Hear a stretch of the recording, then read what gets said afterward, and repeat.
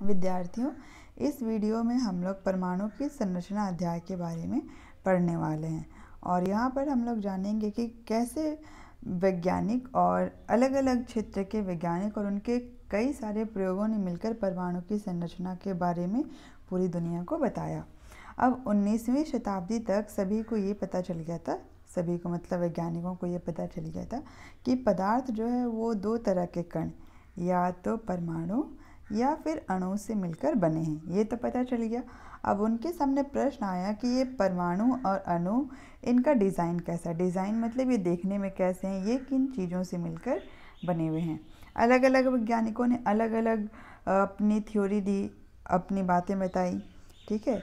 इसके साथ ही उन्होंने ये भी देखा था, उनके दिमाग में ये भी चल रहा था कि जब हम कंघी को सूखे बाल से रगड़ते हैं तो ये कंघी जो है ना, कागज़ के छोटे छोटे टुकड़ों को आकर्षित करती है और इस प्रक्रिया में क्या होता है, कंघी जिसको कि बाल से रगड़ा गया था, सूखे बाल से, इस पर क्या आ जाता है, आवेश, और यही आवेश क्या करता है, इस कागज़ के टुकड़े को आकर्षित करता है।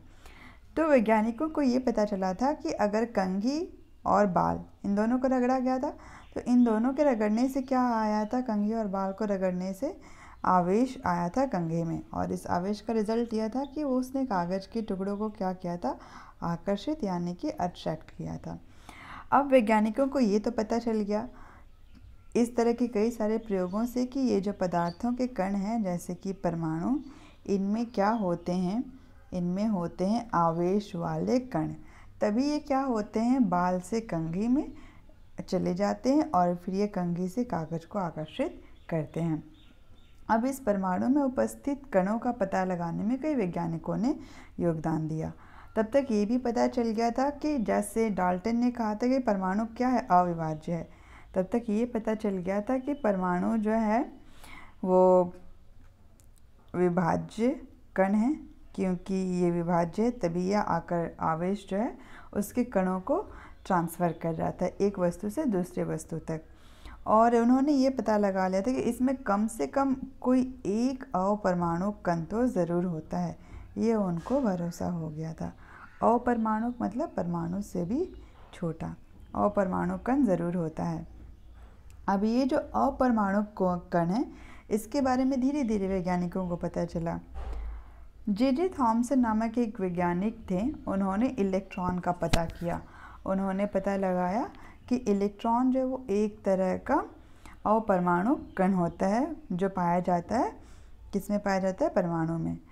इसी तरह 1886 में एक वैज्ञानिक थे गोल्डस्टीन एक किरण की खोज किए थे जिसका नाम था कैनाल रे, और उन्होंने पाया था कि ये जो कैनाल रे किरणें हैं ये कैसी थी, धनावेशित थी, प्लस की साइन के साथ वी जो है वो धनावेश को बताता है।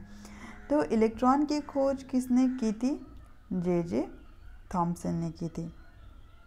और ऐसे ही समय के साथ 1886 में गोल्डस्टीन नामक वैज्ञानिक ने कैनाल रे की खोज की थी।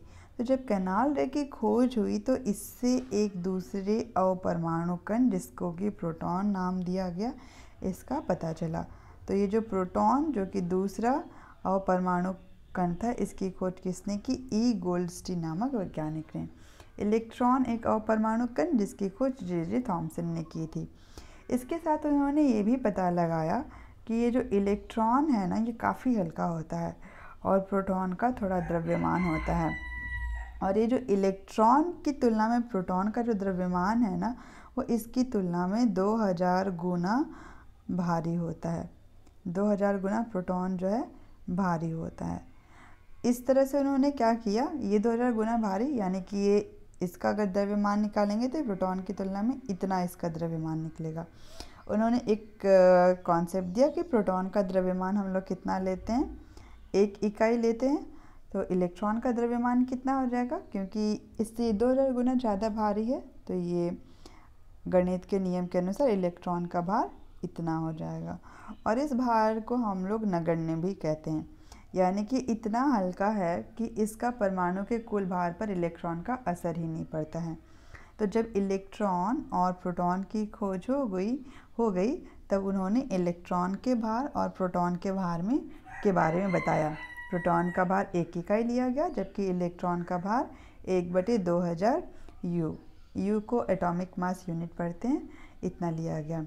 इसके साथ ही उन्होंने ये भी बताया कि इलेक्ट्रॉन जो है ये किस प्रकार का अपरमाणु कण है, ये है ऋण आवेशित, यानी कि इसके ऊपर क्या है, नेगेटिव चार्ज।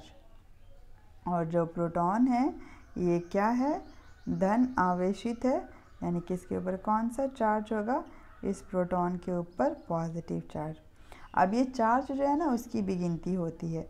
तो ये बताया गया कि जो इलेक्ट्रॉन है, एक इलेक्ट्रॉन के ऊपर ये जो नेगेटिव चार्ज होता है वो -1 होता है, एक प्रोटॉन के ऊपर जो ये पॉजिटिव चार्ज है वो क्या होता है, +1।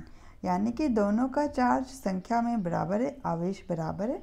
अंतर क्या है, इनके चिन्ह में, ये नेगेटिव है, ऋण है, और जो प्रोटॉन है उसका जो आवेश है वो भी 1 इकाई में ही है, लेकिन ये धन आवेशित है। तो जब वैज्ञानिक परमाणुओं की संरचना के बारे में जान रहे थे तब उन्हें सबसे पहले ये 2 अपरमाणु कणों के बारे में पता चला। अब इसी के आधार पे अलग अलग वैज्ञानिकों ने अपने अपने विचार प्रस्तुत किए कि परमाणु कैसे सजा हुआ होता है, इलेक्ट्रॉन कहाँ होगा, प्रोटॉन कहाँ होगा, और इसके आधार पे विभिन्न परमाणु मॉडल जो है वो प्रचलित हुए। हम लोग अगले वीडियो में इन परमाणु मॉडल के बारे में पढ़ेंगे, ठीक है।